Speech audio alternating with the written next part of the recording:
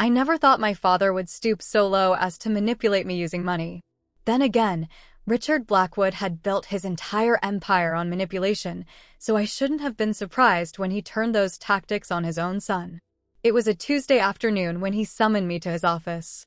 Not his corporate office downtown, but the one he'd built in our Westchester home, a dark, mahogany-paneled room that always felt more like a boardroom than a part of our family space.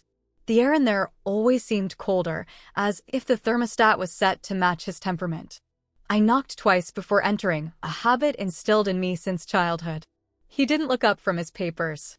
"Sit down, Thomas," he said, his voice eerily calm. That's how I knew something was brewing. Dad was never calm unless he was about to strike. I sank into the leather chair across from his imposing desk.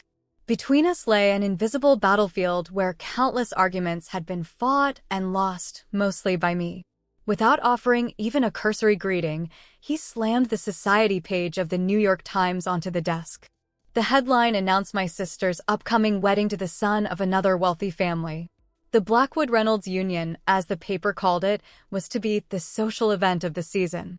"You will attend your sister's wedding," he declared, his finger tapping the photograph of Ava and her fiancé, "or I'm cutting off your allowance." End of discussion. His voice had that familiar edge, the same tone he used when closing million-dollar deals.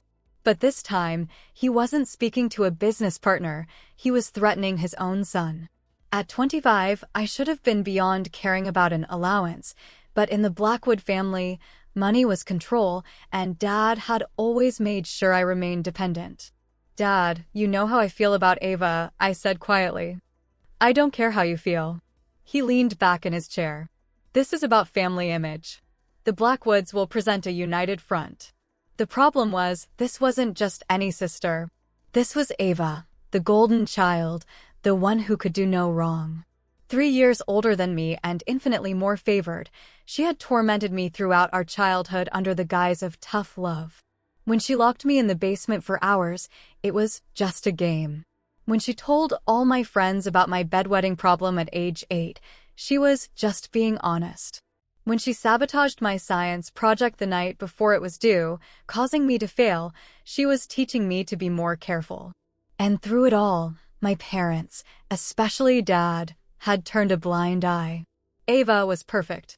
Ava was brilliant. Ava was destined for greatness. Meanwhile, I was the disappointment, the one who couldn't quite measure up to the Blackwood name. "She made my life hell," I said, my voice surprisingly steady.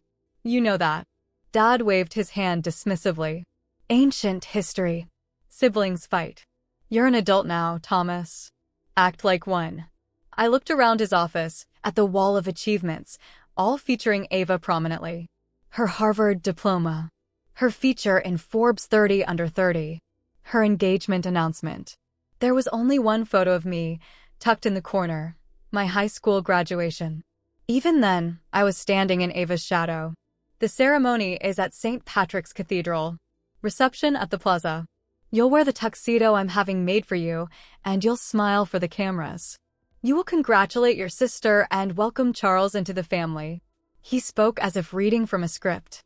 "This isn't negotiable." My hands clenched involuntarily.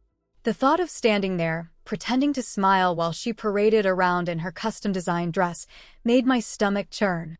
I'd have to watch everyone toast to her happiness, knowing full well she'd never once considered mine. "And if I don't?" I asked, though I already knew the answer. Dad's eyes narrowed. "Then you can say goodbye to your lifestyle. The apartment, the car, the credit cards, all gone. You'll learn what it means to actually work for a living." He had no idea. No idea at all. I stood up slowly, my decision already made. "I'll think about it," I lied. "Don't think too long," he warned. "The fitting is this Friday." I left his office that day with one thought burning in my mind. I would not be controlled, not anymore. He thought threatening to cut my allowance would back me into a corner, but he had no idea I'd been planning my escape for years. Every dollar he gave me, I saved. Every birthday check, every holiday bonus, every cent he assumed I'd waste on parties and impulse purchases, I invested. As I walked past the family portraits lining our hallway, I felt a strange sense of calm. For the first time in my life, I wasn't afraid of my father's threats. Because for the first time, I had the power to say no. I stepped outside into the spring air, away from the suffocating atmosphere of the Blackwood estate. My phone buzzed with a text from Ava. "Dad tells me you're being difficult about the wedding." Typical Thomas. Don't embarrass me. I slipped the phone back into my pocket without responding. Let her wonder. Let them all wonder. They had no idea what was coming. I started saving when I was 13. It began after a particularly humiliating Christmas when Dad gave Ava a car, she was 16, and handed me a checkbook with a measly $5,000. Learn to manage money, he'd said, as if that was the great paternal lesson I needed. So I did. I learned. At first, it was just a game, a way to prove to myself I could resist temptation. While my classmates at Dalton blew their allowances on designer clothes and weekend trips to the Hamptons, I pretended to do the same, but stashed most of my money away. I wore last season's Burberry and claimed it was vintage. I skipped weekend parties, saying I had family obligations. No one questioned it because no one really cared. That's the thing about being invisible. You can get away with a lot. By 15, I had nearly $50,000 hidden away in a separate account I'd set up with the help of our family's driver, Morris. He'd been with us for decades and was the only adult who ever showed me genuine kindness. Morris had taken me to a small credit union in Queens, vouched for me, and helped me create an account under a slightly altered name that wouldn't raise flags if anyone went looking. "You're a smart kid, Thomas," he told me. Smarter than they give you credit for. But saving wasn't enough. I needed to grow my money to create true independence. That's when I stumbled upon the world of investing. The library became my sanctuary, not our home library with its first editions and leather chairs, but the public library downtown where no one knew the Blackwood name. I read books, watched videos, and followed financial forums anonymously. I learned about compound interest, dividend stocks, market patterns, and investment strategies. I discovered that money could make money, a concept my father understood well but never bothered to teach me, perhaps believing I wouldn't grasp it. By 16, I had a modest portfolio. By 18, I had learned how to diversify, minimize taxes, and maximize returns. I made some mistakes, a tech startup that went bust, a cryptocurrency investment that tanked, but I learned from each one. And most importantly, I did it all quietly, away from my family's prying eyes. When I left for college, Brown, not Harvard like Ava, another disappointment in Dad's eyes, I had nearly $200,000 to my name. Not enough for true freedom, but a solid foundation. College presented new opportunities. Away from my father's watchful gaze, I could be whoever I wanted. I majored in economics, which Dad approved of, but I also took computer science courses and entrepreneurship seminars that didn't appear on my official transcript. I met people who saw past the Blackwood name, or never knew it at all, since I often introduced myself as just Tom. I formed connections based on genuine interests rather than family obligations. And I continued to invest. A friend's AI project that caught Google's attention. A sustainable fashion brand that blew up on Instagram. A food delivery app that filled a niche no one else had noticed. Small stakes at first, but they grew. By junior year, I was making more from my investments than the allowance Dad deposited in my primary account, the one he could monitor. I played the game masterfully. Whenever I went home, I acted the part of the spoiled rich kid. I complained about classes being too early. I talked about parties I never attended. I pretended to blow through money on frivolous purchases when in reality, I was living modestly and investing the difference. I even dated girls from Dad's approved circle, daughters of his business associates, or friends from the country club, while maintaining my real friendships separately. No one knew, not my father, not Ava, not even my closest friends from childhood. They all thought I was just another trust fund kid coasting through life on Daddy's wallet. I let them believe that because it protected my plan. I played the role perfectly, showed up to family dinners in designer clothes, bought secondhand, pretended to care about Ava's endless stories about her rise through the corporate world and, more recently, her elaborate wedding plans. and nodded silently while Dad lectured me on earning my place in the family empire. By the time I graduated from Brown, I had over $1 million in my private account. Not billionaire status, certainly not Blackwood status, but enough to live comfortably for years without any help. I took a job at a consulting firm, Dad's suggestion, of course, and continued the charade. I lived in the apartment he paid for in Tribeca, drove the car he'd given me for graduation, and used the credit cards linked to the family accounts. All the while, my personal wealth continued to grow. I became particularly interested in early-stage startups. Unlike my father, who only invested in sure things, I had an eye for potential and was willing to take calculated risks. I joined angel investor groups under my pseudonym and built a reputation as someone with good instincts and helpful connections. By 25, I had more money in my private account than most of my college classmates would earn in a decade. I owned a small but growing stake in 7 different companies, had a diverse stock portfolio, and had even purchased a modest apartment in Brooklyn under my LLC, my true escape hatch, though I'd never spent a night there. The final piece fell into place 3 months before Ava's wedding. A tech startup I'd been advising for 2 years was ready for its next round of funding. The founders wanted me as a major investor and offered a seat on the board. It was exactly the opportunity I'd been waiting for: legitimate income, professional recognition, and a step into a world my father couldn't control. We scheduled the final meeting for the day before Ava's wedding. The timing wasn't intentional, but it felt poetic. While my family would be at the rehearsal dinner, I would be signing papers that would officially mark my first public step into independence: financial, emotional, and personal.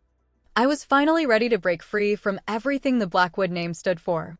The irony wasn't lost on me. Dad had spent years trying to force me into the family business, never realizing I was building my own empire right under his nose. He thought I was weak, malleable, dependent. He was about to learn how wrong he'd been. As Ava's wedding approached and Dad's ultimatum hung over my head, I felt oddly calm. For years, I'd lived a double life: the disappointing son in public, the shrewd investor in private. Soon, those 2 worlds would collide. And I was ready. The wedding was 3 days away when Dad called me into his office again. This time, his executive assistant Claire hovered by the door, clutching her tablet like a shield. Not a good sign. Dad only included staff in family discussions when he expected things to get ugly. "Thomas," he said, gesturing to the chair across from him. "Sit." I remained standing. A small act of defiance, but it felt good.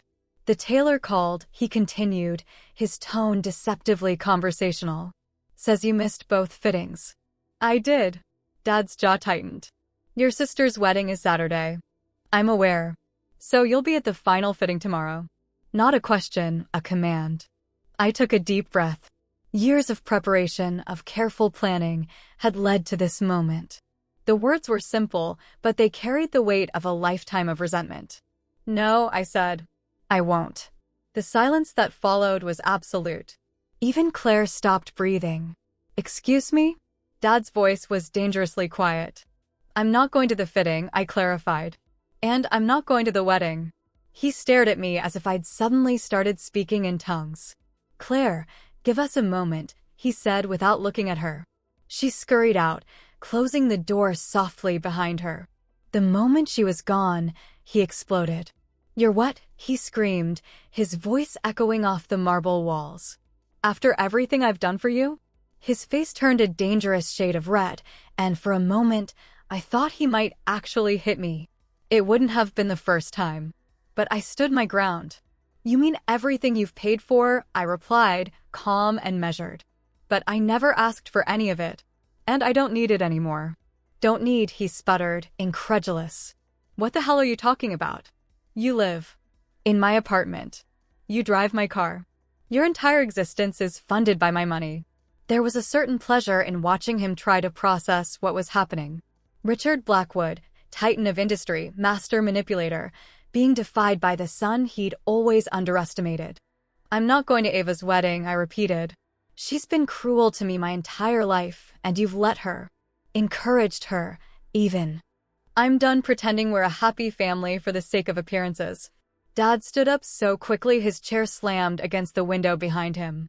"This isn't about you and your childish grudges," he hissed. "This is about family obligation. The Blackwoods will be united at this event." End of story. "No," I said again, and God, it felt good. Not end of story. Not this time. He didn't believe me, of course. He thought it was another bluff, just one more rebellious tantrum he could quash with the right pressure. So he pulled out his phone and called his assistant on speakerphone. "Claire, get Thomas's cards canceled. All of them. And call Jenkins at the bank. I want his trust fund locked until further notice." I watched him with a quiet satisfaction he didn't understand, couldn't comprehend.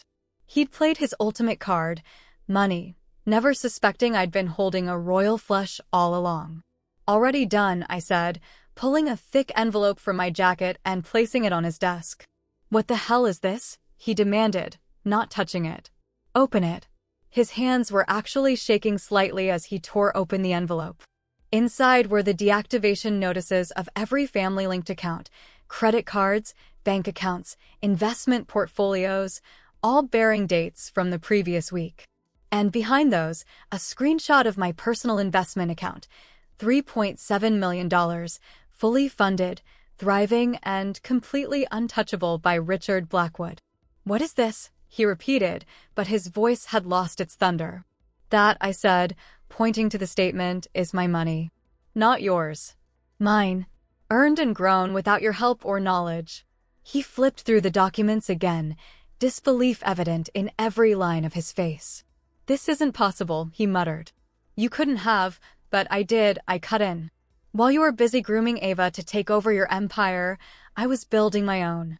Every dollar you gave me thinking I'd waste it, I saved it, invested it, multiplied it." For the first time, I saw something shift in his eyes, not anger, but fear. He realized he couldn't control me anymore.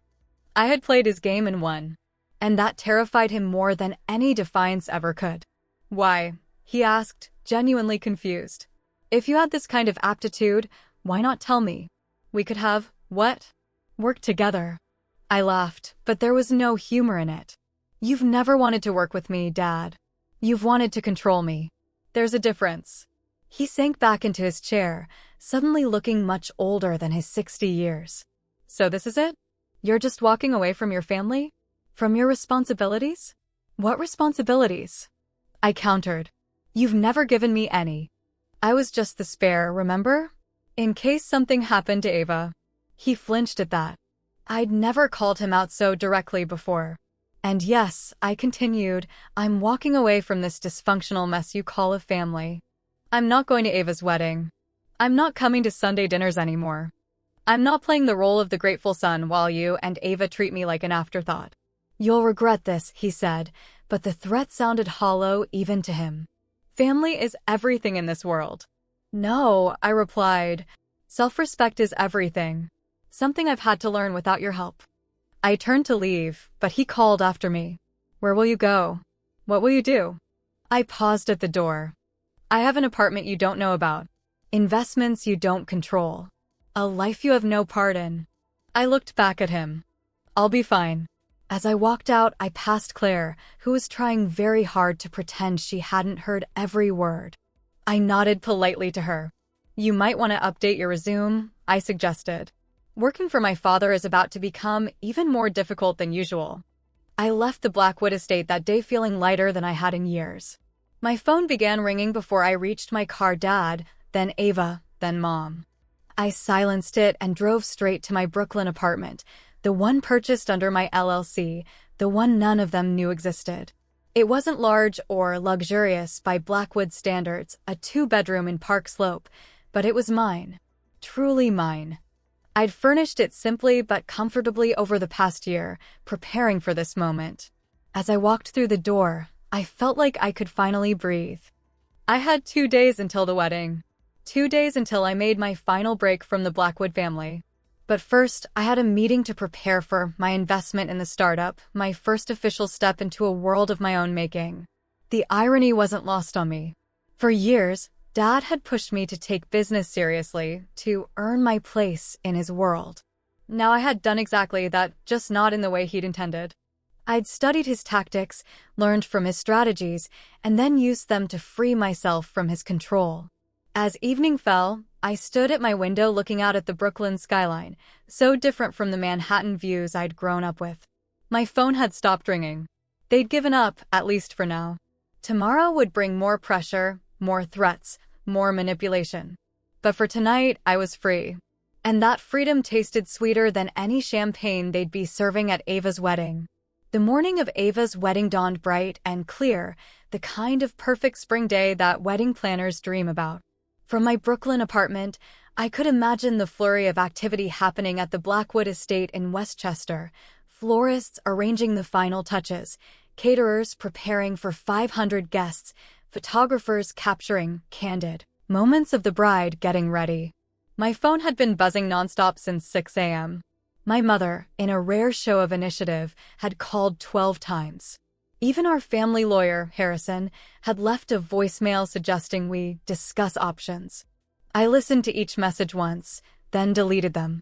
There was nothing left to discuss. I made coffee and stood by the window, watching Brooklyn wake up. Normal people heading to normal jobs, without the weight of generations of expectations dictating their every move. For the first time in my life, I felt like one of them. At 9, I received a text from Morris, our driver. "Your father sent me to collect you. Told him you weren't at your apartment. Be safe, Thomas."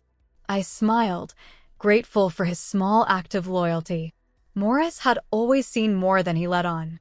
By 10, I was dressed in a tailored navy suit, not the custom tuxedo my father had ordered for the wedding, but something I'd chosen myself. Today wasn't about Ava's wedding for me. It was about my meeting at Horizon Ventures, the startup that was about to change everything. As I took the subway to their office in Chelsea, another first, as I'd always used cars or taxis before, I thought about what would be happening at St. Patrick's Cathedral right now. Guests would be arriving, finding their assigned seats. Society photographers would be jostling for the best angles. My father would be checking his watch repeatedly, perhaps still holding out hope that I'd show up. The subway car jolted, and I found myself standing next to a young couple clearly dressed for someone's wedding. The woman clutched a small gift, and they were discussing whether they'd make it to the ceremony on time. I wondered what it would be like to attend a wedding simply because you wanted to celebrate someone's happiness, not because family obligation demanded it. Horizon's offices were nothing like the imposing Blackwood Industries headquarters. Located in a renovated factory building, the space was bright and open, with exposed brick walls and large windows. No marble, no crystal chandeliers, no oil paintings of stern-faced ancestors judging from the walls. Thomas, Elena, the co-founder, greeted me with a warm handshake. No air kisses, no practiced small talk. Just genuine enthusiasm. "We're so glad you could make it today. The whole team is excited." While the rest of my family was at the cathedral, smiling for cameras and preparing to sip Dom Perignon under golden chandeliers, I was sitting across the table from a group of entrepreneurs who had no idea about my family drama, and wouldn't have cared if they did. The mood was electric. I wasn't there as someone's son, I was there as an investor, a partner, a peer. And I'd never felt more alive. "We've incorporated all the feedback from our last meeting," said Daniel, the other co-founder, pulling up a presentation. "And the beta testing results exceeded our projections by nearly 40%. For 2 hours, we discussed market strategies, growth projections, and implementation timelines. I asked questions, offered suggestions, and listened, really listened, to their ideas. No one interrupted me or dismissed my thoughts as naive. No one compared me to Ava. When it came time to sign the papers, making my investment official, I felt a momentary twinge of, not regret exactly, but awareness. This signature represented more than a business decision. It was my declaration of independence. "Congratulations," Elena said, shaking my hand again. "You're officially part of the Horizon family now." Family. A word I'd heard all my life, but rarely felt the meaning of. Until now. We celebrated with a casual lunch at a nearby restaurant, nothing like the lavish reception happening at the plaza, where at that very moment, Ava would be making her grand entrance as Mrs. Reynolds. I found I didn't care. For the first time, I was exactly where I wanted to be. After lunch, while the wedding reception would be in full swing, I decided to walk through Washington Square Park. The day was too beautiful to waste indoors, and I needed time to process the enormity of what I'd just done. The park buzzed with life, students sprawled on the grass studying, tourists taking photos of the arch, a jazz quartet playing near the fountain. I sat on a bench and watched a group of street dancers perform for a growing crowd. People laughed and clapped, tossing bills into an upturned hat. Simple joy, freely given and received. No social obligations, no family pressures. Just genuine appreciation for the moment.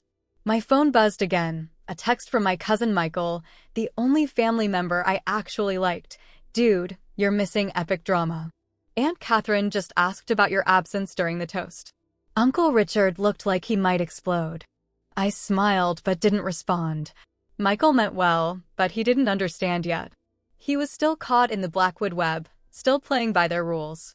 As the afternoon stretched into evening, I wandered through neighborhoods I'd rarely visited despite living in New York my whole life. The Lower East Side, Chinatown, Little Italy, places my father would dismiss as not our world. But they were vibrant and real in a way the Blackwood bubble never was. I found myself outside a small Italian restaurant called Mama Rosa's. Nothing fancy, checkered tablecloths, slightly worn menus, family photos on the walls. But the smell was incredible, and through the window, I could see families and friends eating together, talking animatedly, laughing. I'd made a reservation weeks ago at an exclusive sushi restaurant for tonight, a private celebration of my new beginning. But suddenly, the thought of dining alone at a sterile, minimalist table seemed cold and lonely compared to the warmth emanating from Mama Rosa's. I went in and asked for a table. The owner, an older woman with kind eyes who introduced herself as Rosa, seated me herself. "Just one tonight?" she asked. "Just one," I confirmed, surprised at how comfortable I felt with that fact. "Everyone alone is family here," she said with a smile, patting my shoulder. "You try my osso buco, best in New York." I did. And it was. I ate slowly, savoring not just the food but the atmosphere. At the table next to me, 3 generations of a family celebrated a birthday. Across the room, a young couple leaned toward each other, clearly on a first date. Behind me, 4 friends argued good-naturedly about baseball. No one knew who I was. No one cared about my last name or my portfolio's worth. I was just another customer, enjoying a good meal. By the time I finished dinner, Ava's reception would be winding down. Guests would be drunk on expensive champagne, dancing to the carefully curated playlist she'd spent months perfecting. Photographers would be capturing every moment for the spread that would inevitably appear in Vogue or Town and Country. As I paid my bill, leaving Rosa a tip that made her eyes widen, I realized I didn't envy any of them. Ava might have gotten her fairy tale wedding, but I had something far more valuable, the freedom to choose my own path, to define success and happiness on my own terms. I walked back to my Brooklyn apartment under a sky scattered with stars, feeling truly at peace for the first time in memory. Tomorrow would bring challenges. The family fallout was just beginning, but tonight belonged to me alone. The calls started the next morning before I'd even made coffee. My father's number. Ava's number. My mother's. Harrison's. Even some relatives I barely spoke to. All of them left voicemails filled with varying degrees of anger, disappointment, and, surprisingly, desperation. I listened to each one once before deleting them. "Thomas, this is utterly unacceptable behavior," my father barked in his message. "Call me immediately." "How could you do this to me?" Ava wailed in hers. "It was my special day and you ruined it. Everyone was asking where you were." My mother's voice was tight with controlled fury. "Your father and I expect you at the house tomorrow morning to explain yourself." I deleted them all and made my coffee. They weren't calling because they cared about me. They were calling because I had disrupted their image of perfection.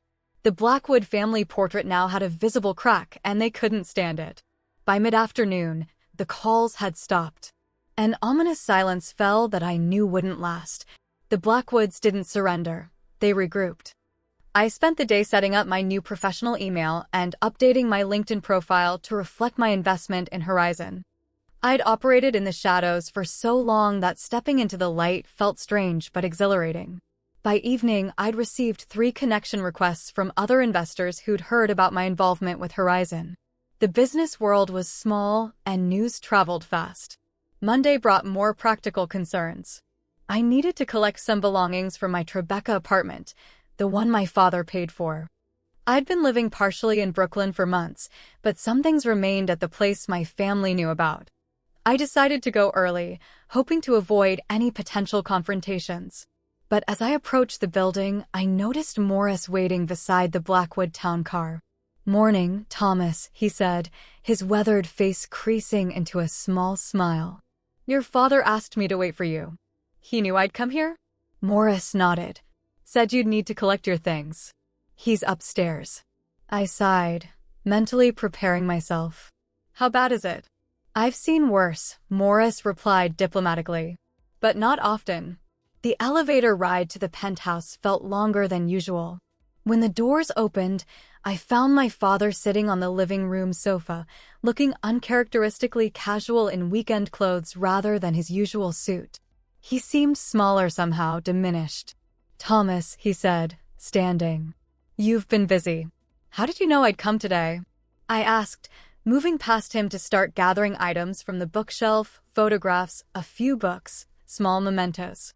"Because it's what I would do," he said simply. "Clean break, minimal fuss." I paused, surprised by his insight. "I'll be out of your way soon. Just taking what's mine." "Everything here is yours," he said. "I paid for it all." "Not everything has a price tag, Dad." He watched me pack a box with efficiency. "Your investment in Horizon is making waves," he remarked. "Jenkins called me this morning. Said you've been building quite the portfolio under his nose for years. He's impressed." I said nothing. Jenkins had been my father's financial advisor for decades. His loyalty was never in question. "You could have come to me," Dad continued, "if you wanted to invest, to build something. Blackwood Industries has—" "This isn't about money," I interrupted. "It never was." "Then what? What did I do that was so terrible you'd embarrass your sister on her wedding day? Embarrass this entire family?" I set down the book I was holding and faced him directly. "You really don't know, do you?" He spread his hands, genuinely perplexed. "Enlighten me." "You never saw me," I said simply. "Not once. Not as a child, not as a teenager, not as a man. I was always just an extension of you, a disappointing one at that.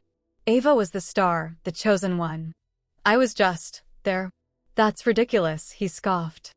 "I gave you everything. The best schools, the best opportunities, things I cut in. You gave me things. Never time. Never attention unless I'd failed in some way. Never support that didn't come with conditions." He fell silent, and for a moment, I thought I might have actually reached him. But then he shook his head. "You're being dramatic. Every family has its dynamics." "Dynamics?" I laughed. "Is that what we're calling it? Ava tormented me our entire childhood, and you let her. Encouraged her, even. Thomas needs to toughen up, remember? That was your excuse when she destroyed my science project. When she told everyone at school about my therapy sessions.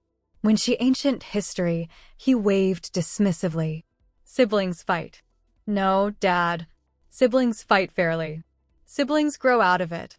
Siblings eventually become friends, or at least civil. Ava never stopped, and you never made her." He stood up abruptly.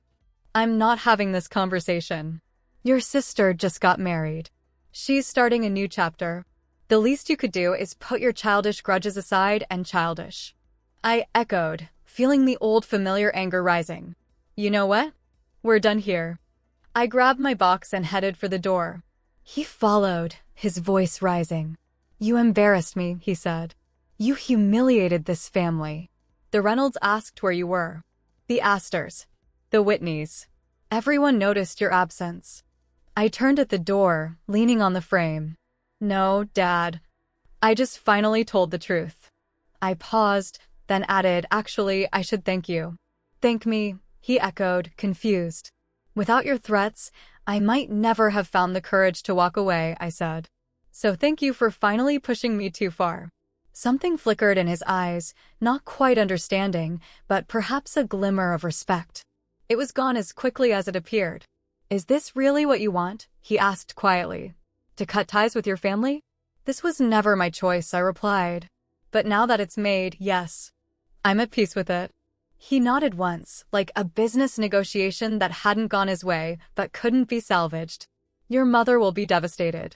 Mom checked out of my life around the time I turned 12, I said. I doubt she'll notice much difference. The elevator arrived with a soft chime. As I stepped in, box in arms, he called after me. The Blackwood name still means something in the city, Thomas. You can't escape that. I held his gaze as the doors began to close. Watch me. He left without another word. And just like that, the last chain fell off. The weeks that followed were surprisingly peaceful. I'd expected more confrontations, more attempts to bring me back into the fold, but there was only silence from the Blackwood camp. Occasionally, Michael would text updates. Ava and Charles had returned from their honeymoon in the Maldives. Mom had started a new charity project. Dad was expanding the company's reach into Asia. Normal life, minus one son. Elena and Daniel invited me to become more involved with Horizon. I began spending 3 days a week at their offices, helping shape their marketing strategy and connect them with potential clients. For the first time, I was using my business instincts and education for something I genuinely believed in, not just to please my father or maintain appearances. One evening in June, about a month after the wedding, I was working late at Horizon when Daniel showed me an article in the Wall Street Journal. Blackwood Industries announces restructuring, the headline read. According to the piece, my father was streamlining operations, cutting underperforming divisions, and bringing in new leadership. Isn't that your family's company? Daniel asked. I nodded, scanning the article. Between the lines, I could read the truth. Something was wrong. My father never restructured unless forced to. Later that night, Michael called. Thought you should know, he said without preamble. Uncle Richard lost the Peterson account, and the Williams merger fell through. What happened? I asked, surprised. The Peterson account had been with Blackwood Industries for 20 years. They went with Reynolds Enterprises instead, Michael said.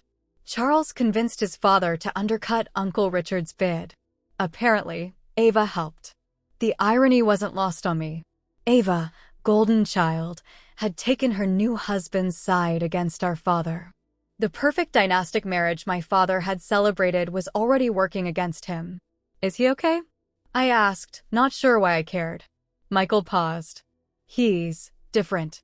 Quieter. Mom says he spends a lot of time in his study, looking at old family photos. I didn't know what to say to that. The Richard Blackwood I knew didn't do nostalgia or regret. He asks about you, Michael added. Not directly, but he mentioned seeing your name associated with Horizon. Says they're lucky to have you. That, more than anything, told me something had fundamentally changed. My father had never acknowledged my capabilities before. I thanked Michael for the update and hung up, feeling strangely hollow.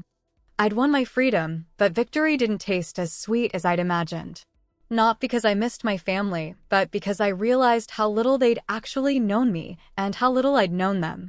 6 months after Ava's wedding, my life looks nothing like it did before. The Brooklyn apartment has become a true home, decorated not with expensive art chosen by an interior designer, but with pieces that actually mean something to me. Books I've actually read line the shelves. Photos I've taken myself during weekend explorations of the city hang on the walls. It's smaller than the Tribeca penthouse, but it fits me perfectly. Professionally, I've found my stride. Horizon's growth has exceeded even our optimistic projections, and my initial investment has nearly doubled in value. I now co-own stakes in 3 other startups as well, each one carefully selected not just for profit potential, but for purpose. Clean energy, educational technology, sustainable agriculture. Ventures my father would have dismissed as passion projects rather than serious investments. I've developed a routine that actually makes me happy. Mornings begin with a run through Prospect Park, followed by coffee at a local shop where they know my name and order. Most days, I walk to the subway and head to Horizon's offices. now expanded to a larger space in the same building. Other days, I work from home or meet with potential investments. Evenings might include dinner with new friends, people who see me, not my family name, not my portfolio, just me. On weekends, I explore parts of New York I'd never bothered with before or take day trips to nearby towns. It's a normal life. An ordinary life by Blackwood standards, and yet it feels extraordinarily full. The family drama has faded to background noise. Michael still provides occasional updates, which I accept without comment. Ava and Charles are apparently having adjustment issues, as he delicately puts it. My father has recovered from the Peterson account loss, but seems increasingly focused on legacy planning. My mother has thrown herself into a new social circle centered around wellness and mindfulness, a development that would have been unthinkable a year ago. I haven't spoken directly to any of them since that day in the Tribeca apartment. Sometimes I wonder if I should reach out, if only to formally close that chapter. But the silence between us feels appropriate somehow, like the necessary distance between two incompatible elements. Then, on a crisp October morning, everything changed again. I was in a meeting at Horizon when my assistant, yes, I now have an assistant, something I still find amusing, interrupted to say Morris was in the reception area asking to see me. Morris, who had driven the Blackwood family for over 30 years, was standing awkwardly in our bright, modern lobby, looking decidedly out of place in his chauffeur's uniform. Morris? I greeted him, genuinely pleased to see the man who had been more of a father figure to me than my actual father. What brings you here? Need to speak with you privately, Thomas, he said, his normally impassive face troubled. We walked to a small conference room, and once the door closed, Morris handed me an envelope. Your father asked me to deliver this personally. The envelope was heavy, expensive stationery with Richard Blackwood embossed at the top. My name was written in my father's distinctive handwriting. Did he say what it was about? I asked, not opening it. Morris shook his head. No, but... He hesitated, then added, he hasn't been well. Ill? I asked, alarmed despite myself. Not physically. Just different. Quieter. He doesn't go into the office as much. Spends a lot of time looking through old files, old photos. Morris met my eyes directly. He misses you, Thomas. Though he'd never say it. I wasn't sure how to respond to that. The Richard Blackwood I knew didn't miss people.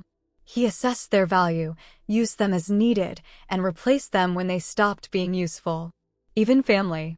Thank you for bringing this, I said, tucking the envelope into my jacket pocket. How are you, Morris? Still putting up with the Blackwood chaos? He smiled slightly. It's quieter these days. Miss having you around, though. You were always the reasonable one. After Morris left, I tried to focus on work, but the envelope seemed to burn through my pocket. Finally, around 6, I closed my laptop and headed home to Brooklyn.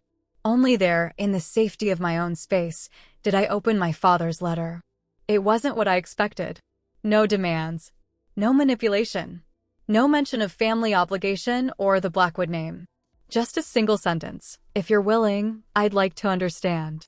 Followed by a time, a date, and the name of a restaurant, not one of his usual power lunch spots, but a small Italian place in the village. I sat with that letter for 3 days, turning it over in my mind. What did he really want? Was this another tactic? Or, most unbelievable of all, had Richard Blackwood actually recognized he might have something to learn? In the end, curiosity won out. I agreed to meet him, if only to see what version of my father would show up. The restaurant was busy when I arrived, but he was already there, seated at a table in the back. He stood when he saw me, a gesture of respect I couldn't remember him ever showing me before. Thomas, he said, extending his hand awkwardly. Thank you for coming. We sat in uncomfortable silence as the waiter brought water and took our orders. My father looked older, the lines around his eyes deeper, his posture less commanding. Or perhaps I was just seeing him clearly for the first time. How's your work? He asked, clearly unfamiliar with making small talk with his own son. Horizon is doing well, I replied. We're expanding into European markets next quarter. He nodded, a flicker of genuine interest in his eyes. I've been following your progress. Impressive growth trajectory. More silence. The waiter brought bread. We both reached for it, then stopped, an awkward dance of politeness between two people who had never been polite to each other before. Finally, he spoke. I asked you here because I've been thinking about what you said. About never seeing you. He looked down at his water glass. I didn't believe it at first. Thought it was just another excuse. But then I started looking through old family photos. He pulled out his phone, opened it to a gallery, and handed it to me. Look. I scrolled through dozens of family photos spanning years. In almost every one, the pattern was the same. Dad with his arm around Ava, both beaming at the camera. Mom standing nearby, perfectly composed. And me, slightly apart, sometimes looking at the camera, sometimes not. Always peripheral. I never noticed, he said quietly, taking the phone back. But it's there in every picture. You were right. I didn't see you. I didn't know how to respond. In all our years of conflict, I'd never once heard my father admit he was wrong. Why Ava? I asked, the question that had haunted me my entire life finally finding voice. Why was she always the one who mattered more? He looked genuinely surprised by the question. She didn't matter more, Thomas. She was just louder, more demanding. She commanded attention, and I responded to that. You were quieter, more self-sufficient. I mistook that for disinterest. I wasn't disinterested, I said. I was invisible. He nodded slowly. I see that now. Too late, perhaps. Our food arrived, giving us both a moment to collect ourselves. We ate in silence for a while, the simple act of sharing a meal smoothing the jagged edges of our conversation. The thing is, he said eventually, I actually understand what you did. The secret investments, the parallel life. It's exactly what I would have done in your position. A ghost of a smile touched his lips. You're more my son than I realized. The comment surprised a laugh out of me. That's not necessarily a compliment, Dad. He actually chuckled at that. Fair enough. We finished our meal talking about safer topics, the market, developments in our respective industries, neutral ground. As the waiter cleared our plates, he leaned forward slightly. I'm not asking you to come back, Thomas. Not to the family business, not to the Sunday dinners, none of it. You've built something for yourself, and I respect that. He paused. But I would like to know you. The real you, not the son I thought I had. I studied him, looking for the manipulation, the hidden agenda. For the first time in my life, I couldn't find it. Whether age, defeat, or genuine regret had changed him, I couldn't tell. But he seemed sincere. I can't promise anything, I said carefully. But we could start with coffee. Once a month, maybe. He nodded, clearly having expected less. I'd like that. As we left the restaurant, he stopped on the sidewalk. Your mother doesn't know I contacted you. Neither does Ava. This isn't about them. Just us. I appreciated that more than I could express. Same time next month? I suggested. I'll be here, he promised. Walking home that night, I felt strangely light. Not because I'd suddenly forgiven years of neglect, not because I believed one dinner could erase decades of dysfunction, but because for the first time, I'd sat across from my father as an equal, not a dependent, not a disappointment, but simply another man finding his way in the world. I don't know what will come of our fragile new connection. I don't know if my mother or Ava will ever understand why I walked away, or if I'll ever fully forgive them for their parts in our family's toxicity. But I do know this: the life I've built is mine. The choices I make now are mine. The future stretching before me is uncharted, unburdened by the Blackwood legacy. Sometimes I still think about Ava's wedding day, not with regret, but with gratitude. Because in choosing to skip her ceremony, I didn't just avoid a painful social obligation. I took the first step into a life that was authentically mine. This story isn't about revenge. It's about freedom. It's about learning that sometimes the most powerful thing you can say is no. No to control. No to manipulation. No to the path chosen for you. And yes, to the life you truly want. As I unlocked the door to my Brooklyn apartment that night after dinner with my father, I realized something profound. I wasn't just surviving without the Blackwood name and money. I was thriving precisely because I'd left them behind.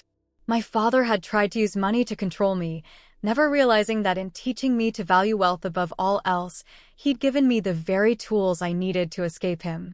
The irony would have been funny if it weren't so sad. But that's the thing about breaking free from toxic patterns. Sometimes the very chains designed to hold you become the links in the ladder you climb to freedom.